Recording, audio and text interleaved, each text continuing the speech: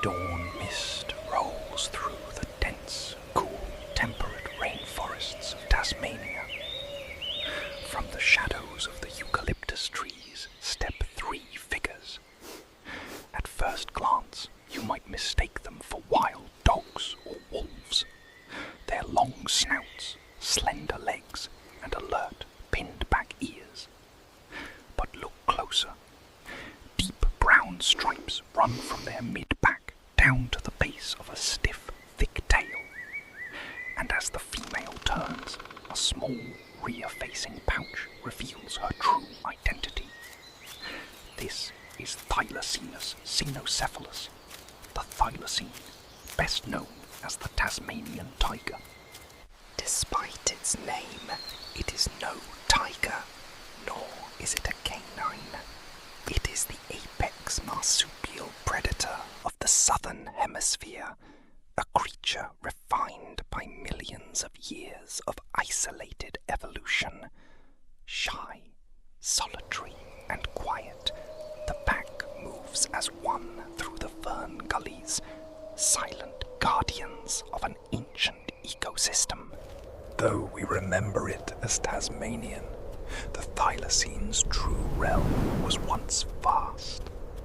Thousands of years ago, its territory stretched north across the red dust of mainland Australia, reaching high into the mist-shrouded tropical highlands of New Guinea.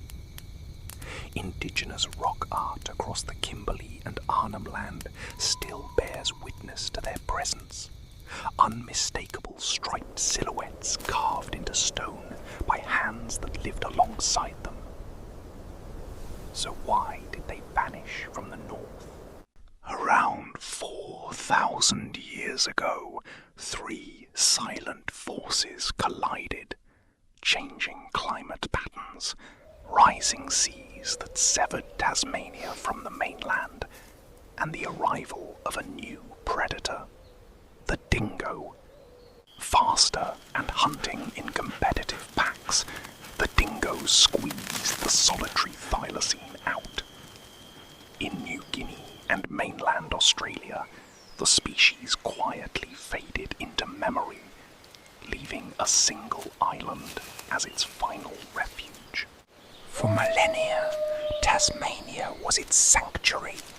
Then came European settlers, bringing sheep, misunderstanding, and fear. Pastoralists branded the striped predator a ruthless killer, blaming it for every lost flock.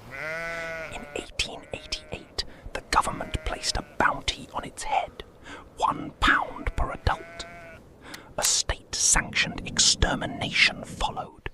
Traps snapped, rifles echoed, and over 2,000 thylacines were slaughtered in just 20 years.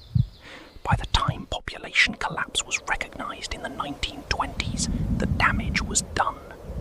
In September 1936, the last known thylacine died of exposure in a cold Hobart Zoo cage, just 2 months after the species was finally granted legal protection.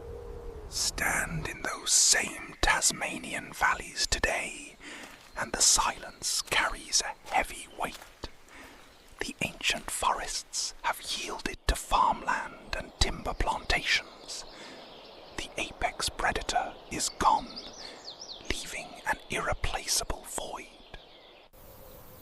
Ironically, while the native tiger was hunted to extinction under the guise of pest control, the island now faces true destruction from invasive species.